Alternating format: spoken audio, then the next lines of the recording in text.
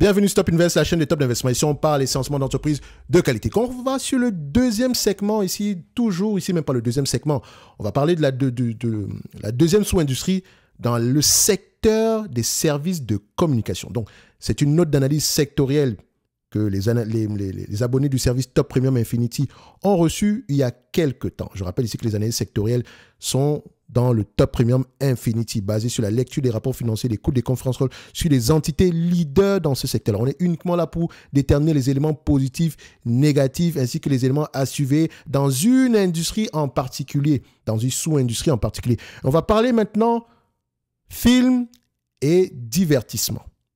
OK? Film et divertissement. Je sais, vous ne voyez pas encore c'est quoi. Et comme je l'ai toujours dit, tapez G-I-C-S. G comme Georges. OK? Vous mettez Movie and Entertainment Explication. Vous allez trouver. Soyez curieux de manière naturelle. Dans ce secteur d'activité, on retrouve quel type d'entreprise? Netflix, Disney, Paramount, Warner Bros. Discovery. Et j'en oublie certainement certaines autres entités. OK?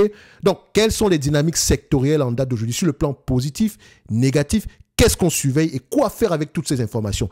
On ne va pas faire comme sur l'autre vidéo ici, on va va pas bavarder pendant très très longtemps ici. Donc, comme dans toutes les analyses sectorielles, vous avez une synthèse exécutive pour ceux qui sont pressés. Globalement, je suis positif sur le secteur d'activité. Une fois qu'on a lu ceci, on a l'essentiel. Maintenant, le positionnement du secteur en date d'aujourd'hui par rapport au cycle économique, vous l'avez également. Mais moi, je passe sur les différents éléments positifs. OK? Parce que tous les éléments qui sont plus bas permettent d'écrire tout ce qu'on a plus haut. Donc, pour faire simple, les catalyseurs positifs sont le pivot majeur vers la rentabilité, le pouvoir de tarification. Donc, le principal catalyseur est le changement de stratégie des entreprises qui privilégient désormais les bénéfices. Ce mécanisme se décline en 3 volets. La hausse des tarifs des offres sans publicité, la reprise avant, pour un abonnement de manière générale, 5 $ par mois avec publicité, maintenant 10 $, toujours avec publicité, donc ça coûte de plus en plus cher.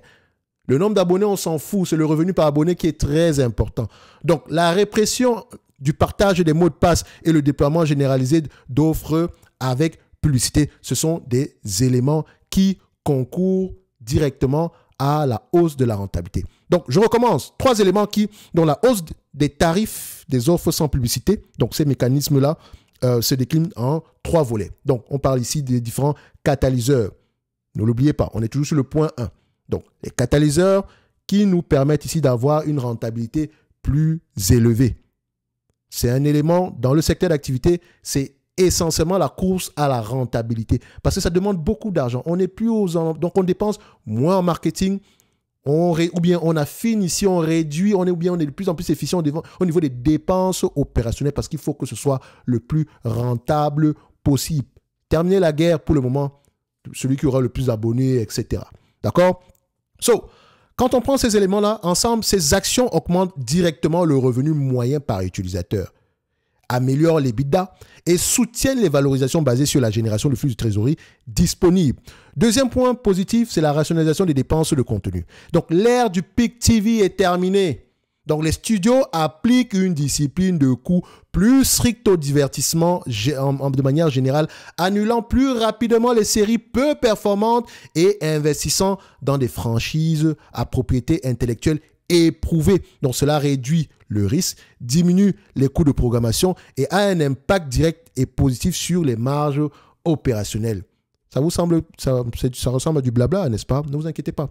Vous avez vu dernièrement que Warner Bros. Discovery va se faire pourrait être une cible de rachat. Je pense même Paramount également. Tout simplement parce que ces entités-là ont la propriété intellectuelle. Ils ont également des actifs très importants au niveau des studios de cinéma. Vous pensez que Mission Impossible, vous pouvez encore produire une autre Mission Impossible? Star Trek, par exemple, vous pouvez le faire? Vous pensez que Netflix va se lever pour faire Star Trek? La franchise Star Trek a déjà été éprouvée par le temps. Et elle appartient à qui? Je pense, il ne faut pas que je me trompe, ça doit être à Warner Bros. Discovery ou apparemment entre les deux. Il y a une également qui a DC Comics. Par exemple, Disney a Marvel, même si elle fait de la merde avec Marvel depuis un certain temps, mais ça lui appartient. OK? Ça lui appartient. Et donc, maintenant, on veut investir dans le contenu et on a la possibilité de couper rapidement les dépenses au cas où ça ne fonctionne pas. Ça veut dire quoi? Si tu tends bien les oreilles, ça veut tout simplement dire que aujourd'hui, ces entités-là possèdent le réseau de distribution avec le streaming.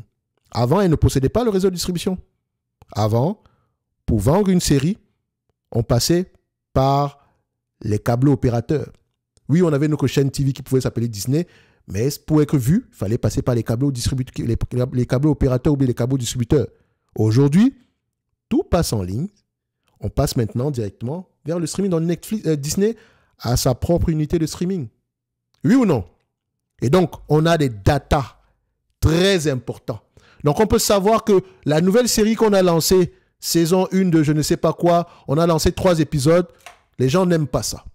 On avait peut-être filmé 6, on va présenter les 6 et c'est fini. Il n'y aura plus jamais de deuxième saison. On sait que ça n'a pas marché. Maintenant, s'il y a un engouement futur par rapport à cette série-là, on le saura également et on pourra s'ajuster en conséquence. Alors qu'avant, il fallait produire toute une saison. On attendait voir ce que le public allait dire. Et bon, on allait peut-être lancer la deuxième saison en espérant gagner plus, en espérant faire mieux que la première. Non, maintenant on a toutes les datas au day-to-day. Ça, c'est un avantage. C'est un avantage énorme. Troisième point ici, la croissance de la publicité en streaming. Les offres avec publicité ouvrent une nouvelle source de revenus massive. Elles permettent de capter les budgets publicitaires qui migrent de la télévision linéaire, donc télévision traditionnelle, dont l'audience vieillit, vers les plateformes de streaming où se trouvent les segments démographiques les plus jeunes.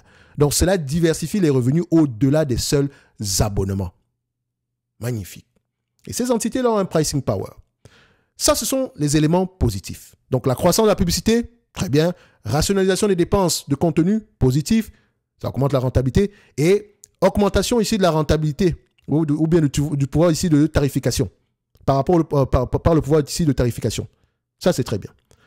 Mais il y a toujours des éléments négatifs. Premier élément, le coût exorbitant ainsi que la compétition pour les droits sportifs. Toutes ces entités de streaming ne le font pas. Mais c'est une charge énorme pour celles qui choisissent le faire. Le sport en direct est l'exception à la discipline des coûts.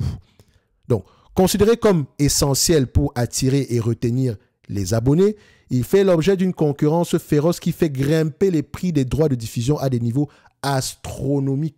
Donc cet investissement massif peut lourdement peser sur les marges et la rentabilité, représentant un pari financier à haut risque. C'est pour ça que j'aime bien la stratégie de Netflix. Netflix ne cherche pas à voir la finale de la Champions League. Non. 2-3 matchs, peut-être les matchs les plus négligés. Mais elle présente déjà des événements en direct. La boxe, par exemple, le dernier combat Crawford-Canelo, je l'ai vu. Sur Netflix, j'étais heureux. Pour moi, mon abonnement à Netflix est remboursé pour toute l'année. Juste avec ce combat-là. Parce que s'il fallait le regarder en pay-per-view, ça aurait coûté au moins 60 à 70 $. Vous voyez? Sans compter ça, on va peut-être prendre également le catch. Bon, ils ne sont pas nombreux à regarder le catch. Bon, il y a quand même une fanbase, mais c'est moins... ça coûte moins cher que le basket, par exemple, que les droits de diffusion du basket ou bien du football américain, ou bien encore même du baseball. Mais dans ces différents sports-là, ils peuvent se permettre d'acheter 2-3 matchs, par exemple, peut-être les matchs les moins regardés. Donc, ils ne sont pas là pour dépenser énormément d'argent. Ils sont en phase de test. Parce que dans le futur, je pense que Netflix va s'en aller, va également commencer à bander les muscles pour pouvoir attirer des matchs premium. Mais elle n'en a pas besoin pour le moment. OK? Deuxième point. Les obstacles réglementaires à la consolidation. La consolidation, et quand je parle de consolidation, notamment via des offres groupées, les fameux bundles, est une stratégie clé pour réduire les taux de désabonnement. Cependant, elle fait face à une surveillance réglementaire intense. L'échec, par exemple, du projet streaming de sport Venue Sport au début de l'année 2025, suite à des menaces de procès antitrust, illustre parfaitement ce risque. Donc, ces obstacles empêchent des synergies potentielles et maintiennent un niveau de concurrence élevé et coûteux. Donc, ici, il faut se dire que oui, il y aura une consolidation dans ce secteur d'activité, mais déjà, vu que sur le plan réglementaire, ça peut être compliqué pour Netflix de racheter complètement Paramount ou bien Warner Bros. Discovery, c'est pour ça qu'ils vont avoir tendance à acheter des parts, pas la totalité. Donc, les trois vont peut-être se finir. Disney va acheter une partie, WBD va acheter une partie et peut-être qu'une autre entité va acheter l'autre partie. Ou bien Comcast va acheter l'autre partie. Là, ça peut être possible. Mais également, vous pouvez voir Disney, Netflix, Comcast ou bien Fox se mettre ensemble pour créer, par exemple, une joint venture uniquement liée au sport. Comme ça, pas besoin de s'abonner à Netflix pour voir un match, alors que pour voir le match du lundi et s'abonner à un autre service pour voir le match du dimanche. Tu prends juste ce service-là et tu as accès à tous les matchs, que tu sois sur Netflix ou Disney. Pourtant, les droits de diffusion ont été achetés par chacune de ces entités-là. Elles se sont juste mis en commun pour distribuer de manière plus efficiente. Or, ça n'a pas fonctionné. Je ne dis pas, Venue Sport, Netflix ne faisait pas partie de ces différents éléments-là, mais c'était une idée à peu près pareille. Donc, le régulateur a un œil dessus. Et quand on parle ici, 2025, Trump était déjà au pouvoir, même s'il est pro-business, il faut quand même se dire que le média reste extrêmement puissant. Il connaît la puissance du média. Et donc, il n'a peut-être pas intérêt à voir que tous ces gens-là se mettent en commun. Et voilà, vous savez qu'il n'aimait pas trop Disney de manière générale. Donc, ça pouvait également être une raison de l'échec de cet élément-là. Ça, c'est un obstacle. Troisième point, la fatigue des abonnements et le taux de désabonnement élevé. Je m'explique. Le marché est saturé d'offres. C'est pour ça que moi, je pense que TF1, ça va être compliqué de survivre. En France, on aura peut-être besoin de se mettre ensemble dans un pot commun, un peu comme Venue Sport, pour que ça ait du sens face à des concurrents comme Disney, Netflix, etc. Sinon, ces entités-là vont se faire bouffer littéralement. Maintenant, est-ce que le régulateur va accepter? Je ne sais pas. Mais il en va de la survie à long terme de cette industrie-là dans vos pays respectifs. Et ça vaut également pour le Canada et puis d'autres régions de manière générale. Le marché est saturé d'offres. Les gens sont fatigués de s'abonner à Netflix.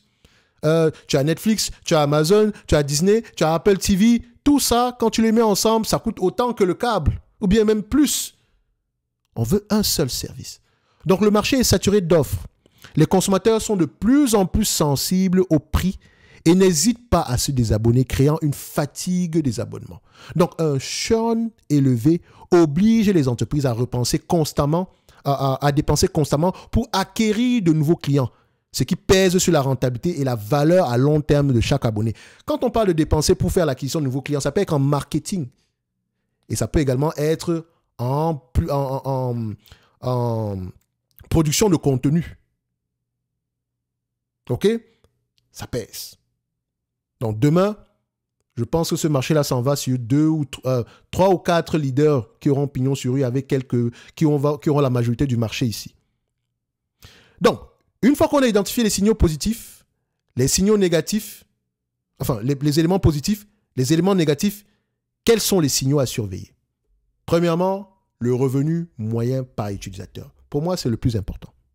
C'est l'indicateur clé qui synthétise le succès de la nouvelle stratégie. Une croissance continue de l'ARPU confirmera les hausses de prix et les revenus publicitaires compensent... Une croissance continue de l'ARPU confirmera que les hausses de prix et les revenus publicitaires compensent la pression concurrentielle. J'aurais même apprécié que le ARPU soit élevé et que le revenu et que le nombre d'utilisateurs augmente également. Ça, c'est encore mieux. J'augmente les prix et ça n'empêche pas qu'il y ait de plus en plus d'abonnés. Parce qu'à un moment donné, il y a également une limite à la croissance des prix ici. OK? C'est pour ça que quand vous regardez la croissance de l'ARPU, demandez-vous, elle est due à quoi? C'est quel mix? Est-ce que c'est l'augmentation des prix ou bien c'est l'augmentation, par exemple ici, des revenus publicitaires? D'accord? C'est important. Donc, deuxième élément à suivre, c'est le taux de désabonnement. Le fameux churn rate. Une stabilisation ou une baisse du churn, malgré des prix plus élevés, serait le signe, d'accord, que les stratégies de contenu et de bundling sont efficaces pour fidéliser les clients. Donc, je m'explique. Une stabilisation, je dis bien une stabilisation ou une baisse du churn malgré les plus élevés. Quand on dit baisse légèrement, serait le signe que les stratégies de contenu et de bundling sont efficaces pour fidéliser les clients. Vous allez me dire, mais c'est à contre-courant. Normalement, ça veut dire que ce n'est pas bon. Attention, si on a, par exemple, j'augmente les prix de 10%, mais que le churn ici est de moins 20%, je perds. Si j'augmente les prix, disons, de 20% et que j'ai un churn, disons, de 2%, ça reste intéressant. Donc, il faut surveiller le taux de désabonnement. Et on ne va pas juste dire que c'est blanc ou noir. Il faut regarder à peu près quels sont les éléments qui concourent à ce churn-là et apprécier ces éléments-là à leur juste valeur. D'accord? Et quand on dit ici une baisse du churn, et je ne dis pas ici que le churn augmente, c'est une baisse. Ça veut dire ici que si on avait un churn de 10% et qui se retrouve à 5% aujourd'hui alors que les prix augmentent, c'est une bonne chose. Alors que si le churn augmente, alors que si on avait 10% et qu'on se retrouve à 20%, alors que le prix augmente, ça indique également une résistance du marché. J'espère que vous m'avez compris. Donc, quand on regarde le churn rate, oui, il a baissé. On a perdu des abonnés. Mais il a baissé moins rapidement que le trimestre précédent. Là, ça va. S'il a baissé alors que au trimestre précédent, il était plutôt... s'il a augmenté alors que le trimestre précédent, il était plutôt moins élevé, il faut faire attention. Parce que le churn, il y en aura toujours. Ça ne sera jamais 100% positif. Il y a toujours des abonnés qui s'en vont et qui s'en vont. Qui s'en vont et certaines qui viennent, qui s'abonnent également à nouveau. Ou bien qui s'abonnent pour la première fois, on va le dire comme ça. Ou bien certains qui reviennent se réabonner après avoir un tout petit peu regardé à gauche ou à droite. Comme moi, je l'ai dit, par exemple, ici, je prends mon expérience utilisateur. S'il y a un service que je ne vais peut-être pas quitter, c'est Amazon. Ça, c'est une certitude. Enfin, pour le moment, c'est une certitude. Ensuite, celui qui me coûte presque rien du tout, c'est YouTube. D'accord?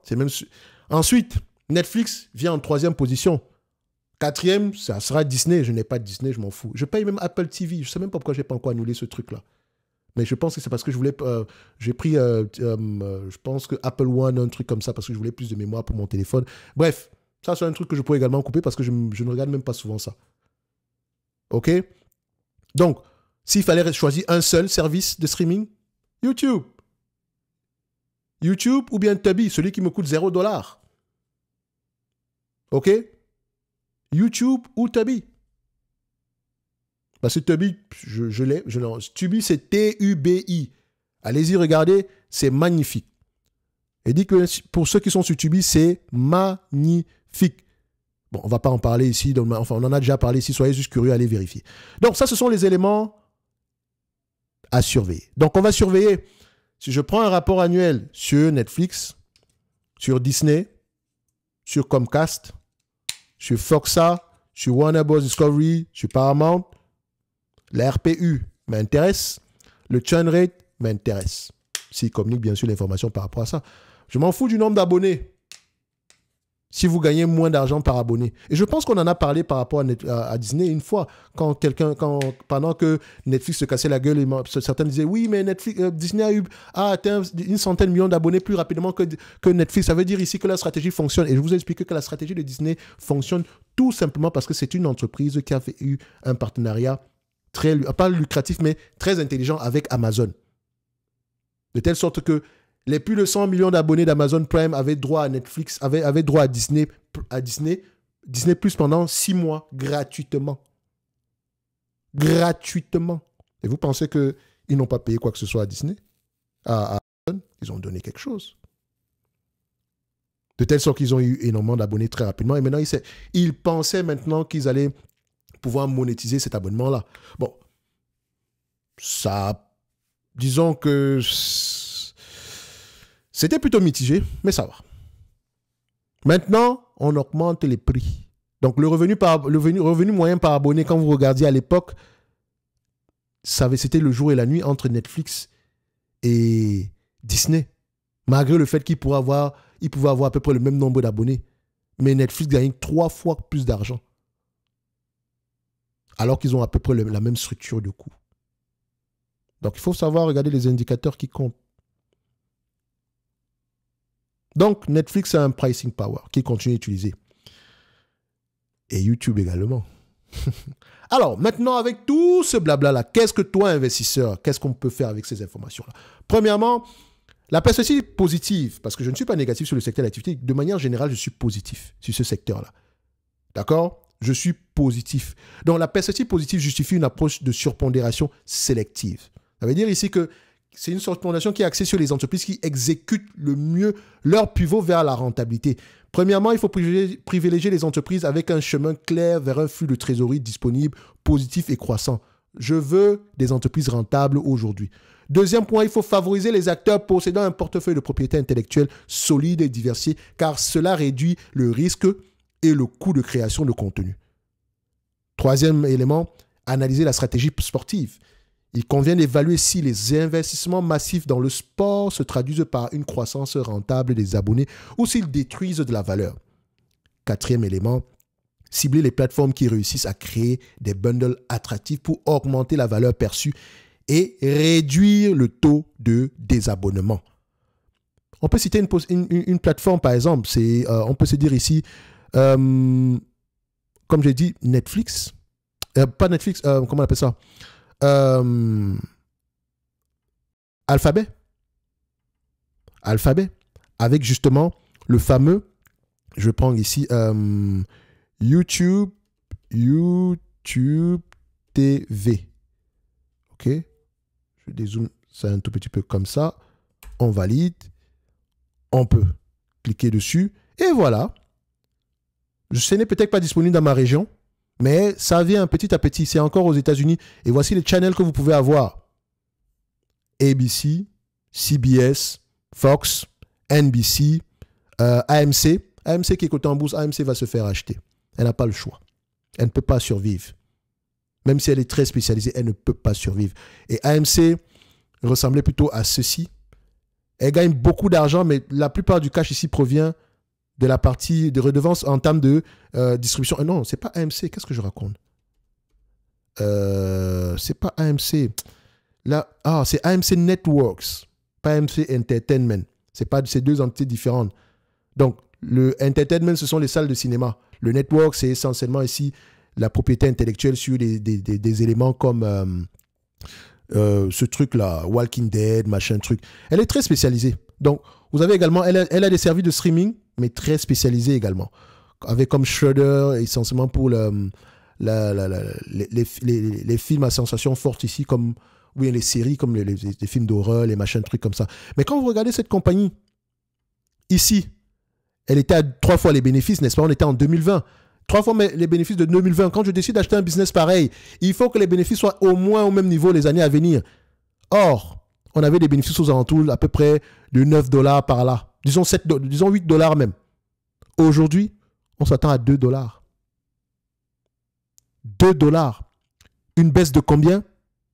On quitte de 8 à 2 $ l'action. Moins 75%. Moins 75%. Et c'est un business qui devient de plus en plus imprévisible. Si on regarde ici, sur 2 ans, qu'est-ce que je raconte? Les années sont tendance à faire de bonnes prévisions ici, malheureusement. Quand je dis imprévisible, c'est à l'intérieur. Donc, moi, je pense qu'ils ont tendance à s'ajuster année après année. Regardez ceci, le forecasting. On était à 1,58 $ pour 2027, 1,40 $. 1,87 $, 1,43 $. 2,15 $, 2,02 $. 4,92 $, on a terminé l'année à 3,86 $. Ce business-ci, vaut mieux ne pas aller le regarder. Et ça paraît sous-évalué. Or, si les bénéfices continuent à décroître, comment on fait? OK? Comment on fait? Donc, pour moi, ce business-ci doit se faire acheter. Les entités qui pourront survivre, vous avez Netflix, Disney va survivre. Disney va survivre. Je ne m'inquiète même pas par rapport à ça. Elle pourrait même être sous-évaluée en date d'aujourd'hui. Enfin, je dirais même à la limite correctement évaluée, on va le dire comme ça. OK? So maintenant, vous avez toutes les clés en main pour mieux apprécier le segment Movie and Entertainment. Vous pouvez voir ici que le segment, selon le GICS, Sub-Industry, Movie Entertainment, vous avez du Disney. Je pourrais faire ici comment on appelle ça? Un screening ici de ce secteur d'activité, mais vous avez à peu près, je vous ai donné Disney, Comcast, Netflix, comment elle s'appelle encore? Paramount, Warner Bros. Discovery, vous avez à peu près les différents leaders. Maintenant, parmi ces leaders-là, s'il fallait miser sur une seule, c'est Netflix. Sur un seul, ou bien sur une seule compagnie, c'est Netflix. D'accord? 2, Netflix, Disney. OK? Et s'il fallait choisir entre YouTube, Netflix, Disney, je prends YouTube. D'accord? Parce qu'en termes de streaming, personne ne dépasse streaming le nombre de minutes passées chaque mois sur les plateformes YouTube par rapport à toutes les entités de streaming. Et c'est gratuit. Bon, vous pouvez payer ici pour l'abonnement, pour la publicité, etc. Mais très peu de gens le font. So, vous avez tous les éléments nécessaires pour mieux apprécier ce secteur d'activité.